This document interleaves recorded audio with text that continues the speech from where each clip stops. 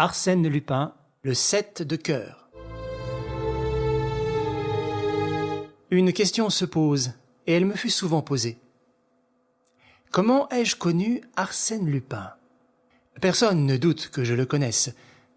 Les détails que j'accumule sur cet homme déconcertant, les faits irréfutables que j'expose, les preuves nouvelles que j'apporte, l'interprétation que je donne de certains actes dont on n'avait vu que les manifestations extérieures, sans en pénétrer les raisons secrètes ni le mécanisme invisible, tout cela prouve bien, sinon une intimité, que l'existence même de Lupin rendrait impossible, du moins des relations amicales et des confidences suivies. Mais comment l'ai-je connu ? D'où me vient la faveur d'être son historiographe ? Pourquoi moi et pas un autre ? La réponse est facile. Le hasard seul a présidé à un choix où mon mérite n'entre pour rien. C'est le hasard qui m'a mis sur sa route.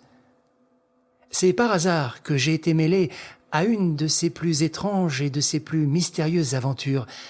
Par hasard, enfin, que je fus acteur dans un drame dont il fut le merveilleux metteur en scène. Drame obscur et complexe, hérissé de telles péripéties que j'éprouve un certain embarras au moment d'en entreprendre le récit. Le premier acte se passe au cours de cette fameuse nuit du 22 au 23 juin, dont on a tant parlé. Et pour ma part, disons-le tout de suite, j'attribue la conduite assez anormale que je tins en l'occasion à l'état d'esprit très spécial où je me trouvais en rentrant chez moi. Nous avions dîné entre amis au restaurant de la Cascade et toute la soirée, tandis que nous fumions et que l'orchestre des Tziganes jouait des valses mélancoliques, nous n'avions parlé que de crimes et de vols, d'intrigues effrayantes et ténébreuses.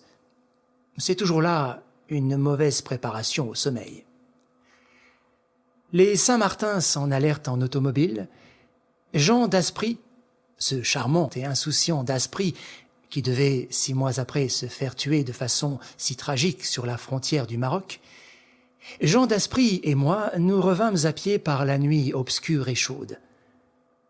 Quand nous fûmes arrivés devant le petit hôtel que j'habitais depuis 1 an à Neuilly, sur le boulevard Maillot, il me dit « Vous n'avez jamais peur ?»« Quelle idée !»« Dame, ce pavillon est tellement isolé, pas de voisins, des terrains vagues.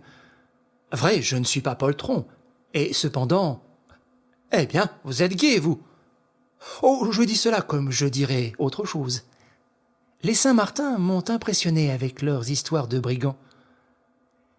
M'ayant serré la main, il s'éloigna. Je pris ma clé et j'ouvris.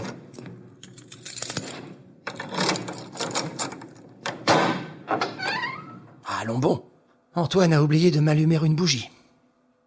Et soudain, je me rappelai. Antoine était absent. Je lui avais donné congé. Tout de suite, l'ombre et le silence me furent désagréables. Je montai jusqu'à ma chambre à tâtons, le plus vite possible, et aussitôt, contrairement à mon habitude, je tournai la clé et poussai le verrou. Puis, j'allumai. La flamme de la bougie me rendit mon sang-froid. Pourtant, j'eus soin de tirer mon revolver de sa gaine, un gros revolver à longue portée, et je le posai à côté de mon lit. Cette précaution acheva de me rassurer. Je me couchai et, comme à l'ordinaire, pour m'endormir, je pris sur la table de nuit le livre qui m'y attendait chaque soir. Je fus très étonné. À la place du coupe-papier dont je l'avais marqué la veille, se trouvait une enveloppe cachetée de 5 cachets de cire rouge. Je la saisis vivement. Elle portait comme adresse mon nom et mon prénom, accompagnée de cette mention. Urgente. Une lettre ? Une lettre à mon nom ? Qui pouvait l'avoir mise à cet endroit ? Un peu nerveux, je déchirai l'enveloppe et je lus « À partir du moment où vous aurez ouvert cette lettre, quoi qu'il arrive, quoi que vous entendiez, ne bougez plus, ne faites pas un geste, ne jetez pas un cri. Sinon, vous êtes perdu. »